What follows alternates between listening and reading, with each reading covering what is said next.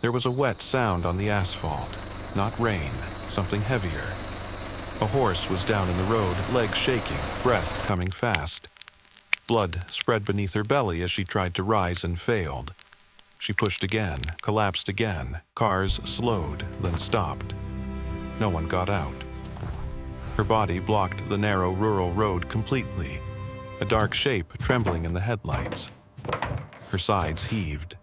Her neck stretched forward as if she were trying to reach something just beyond the pain.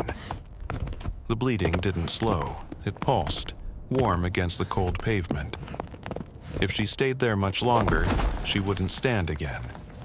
I was driving home from a late shift when traffic froze ahead of me.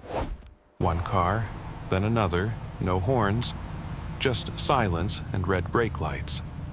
When I stepped out, the smell hit first. Iron, birth, panic.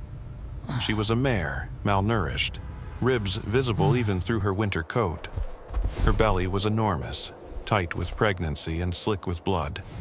One hind leg bent at a wrong angle as she tried to push herself upright. She wasn't supposed to be here. Horses don't choose roads. But she had placed herself directly in the only path through this stretch of farmland, as if she knew stopping people was the only way to stop herself from dying alone. A driver muttered that someone should call animal control. Another said it was too dangerous to get close. Someone reversed and turned around. The mare lifted her head and let out a sound that wasn't quite a whinny. Low, strained, almost a plea. She tried again to stand. Her legs buckled. Blood ran faster. There was no fence nearby, no barn lights, just fields swallowed by darkness and a cold wind that cut through my jacket. If a truck came too fast, she'd be hit. If she stayed down much longer, labor would kill her. I didn't know how to help a horse in labor. I only knew what happened if no one tried. I took a step closer. She pinned her ears flat and thrashed weakly, hooves scraping the road. Pain made her dangerous. Fear made her desperate. I stopped, hands visible, no sudden movement. She breathed hard, nostrils flaring. Her eyes were wide and glassy, flicking between me and the cars. Then, slowly, she tried to roll onto her chest. Halfway there, she froze.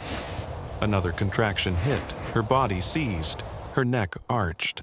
A raw sound tore out of her throat as she slid back onto her side. The bleeding surged. If the foal was stuck, every second mattered. Phones came out, calls were made, no one arrived. The mare dragged herself forward with her front legs, inch by inch, scraping skin and hair against the asphalt. She wasn't trying to escape. She was trying to stay in the road. She stopped when she reached my boots. Her muzzle hovered inches from my knee, trembling. She didn't bite, she didn't strike. She just stood there on her knees, breathing against me, blood dripping steadily onto the pavement between us. Then her legs gave out again. She collapsed so close I felt the impact through the ground. We tried to move traffic farther back. Someone brought a jacket to lay under her head. Another fetched water. It spilled uselessly onto the road. She couldn't drink. Each contraction stole more of her strength. Her flanks shuddered. Her breathing grew shallow, fast, then irregular. I knelt beside her shoulder, not touching yet, just close enough that she could feel I hadn't left. Her eye followed me. She tried to rise again, failed. This time, she didn't try to push herself back up. She lay still, sides fluttering, legs stretched awkwardly behind her. That stillness was worse than the struggle. A distant siren finally cut through the night. Relief surged, and then fear followed it immediately. Would they arrive in time? The mare's head lifted at the sound. Her ears twitched. She gathered what little strength she had left and attempted to roll. Halfway through, she screamed. Her body locked. I saw movement beneath her tail that made my stomach drop. Something was wrong. The foal wasn't positioned correctly. The siren grew louder. The mare's breathing turned ragged. Foam formed at the corners of her mouth. Her eyes rolled back for a moment, then snapped open again. She kicked weakly at the air. Blood soaked the jacket under her head. The rescue truck skidded to a stop. People moved fast, voices sharp but controlled. They assessed her in seconds. She's exhausted. She's hemorrhaging. We need space.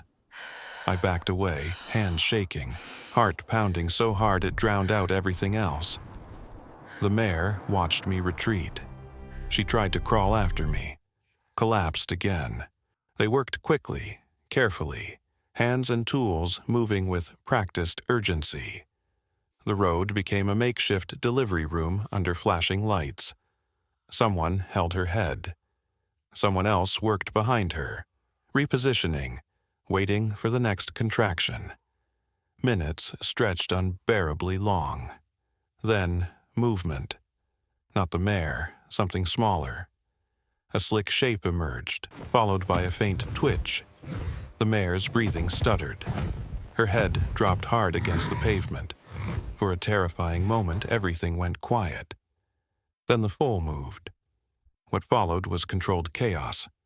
Towels, commands, a sharp intake of breath when the foal coughed. The mare lay still, eyes half-lidded, chest barely rising. They worked on her now.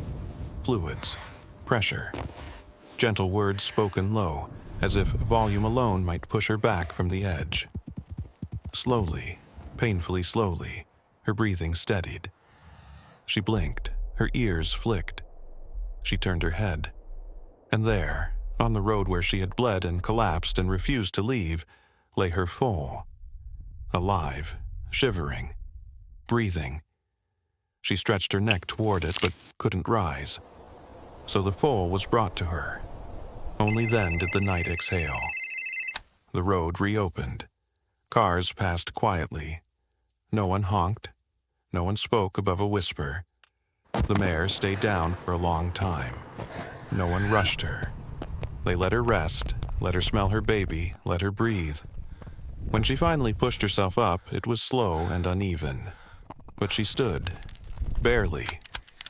They loaded both of them carefully into the trailer. As the door closed, she turned her head once more toward the road, toward where she had stopped everything just long enough to survive. Then they were gone. Weeks passed. I didn't expect to hear anything more. Animals disappear back into their lives. Roads forget what happened on them. But one afternoon, driving that same stretch, I saw a familiar shape near the fence line. A mare. Thinner still but standing, watching. Beside her, a foal wobbled on long legs, learning balance, learning the world. As I slowed, the mare lifted her head. She walked to the fence, stopped, stared. Her foal pressed close to her side. I stayed in the car. I didn't move. I didn't need to. After a long moment, she turned away, guiding her foal back toward the pasture. The road remained clear. She didn't need it anymore.